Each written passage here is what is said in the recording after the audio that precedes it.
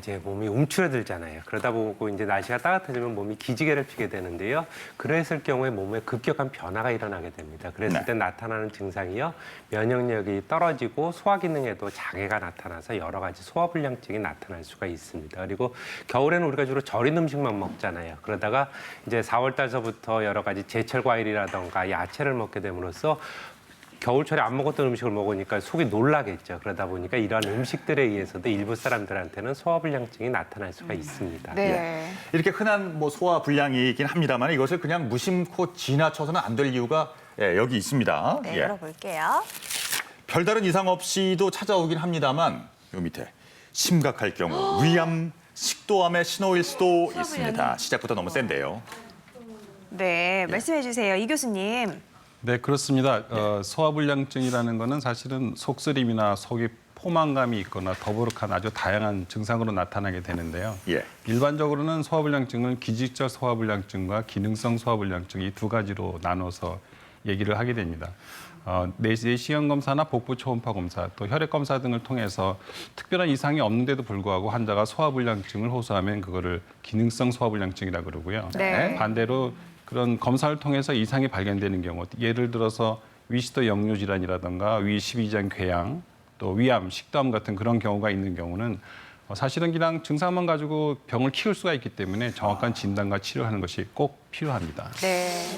저 같은 경우는 그 아이들이 말 안 듣고 속색일 때. 아이고. 그 노래를 하고 무대에서 내려왔는데 제 맘대로 성애차게 공연이 안 끝났을 때 이럴 때 속이 답답해지고 막 체기가 오거든요. 근데 저 같은 경우 이런 경우가 기능성 소화불량인가요? 그러니까 뭐 간단하게 한두 번 정도의 그 소화불량 증상이 있다 그래서 기능성 소화불량증이라고 얘기하지는 않고요. 어떤 그 원칙이 있고 그 기준을 정하게 됩니다.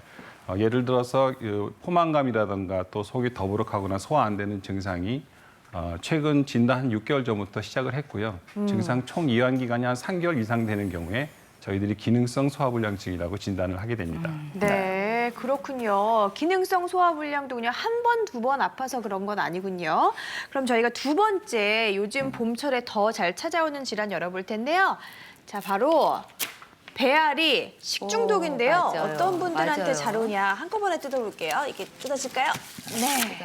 자, 면역력이 떨어진 사람일수록 또 만성 질환자는 탈수로 사망에 이를 수도 있다고요? 세상에.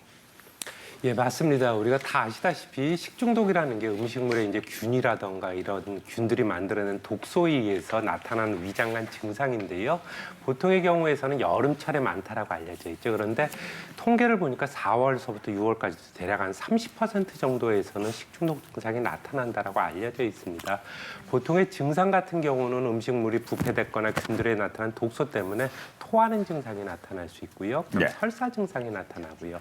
그다음에 그거에 따라서 복통이 나타나고 심할 경우에는 추위라든가 오한을 느낄 수가 있습니다. 네. 대부분의 경우에서는 이러했을 때 우리가 이제 장을 쉬게 해주기 위해서 한두 끼 금식을 하거나 아니면은 이제 물만 조금씩 먹으면서 탈수를 예방하는 게 치료의 큰 틀인데요. 네.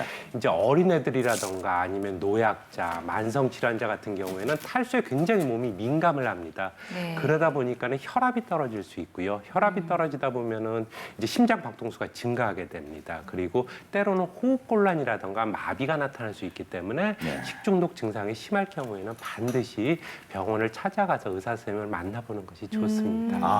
그렇군요. KBS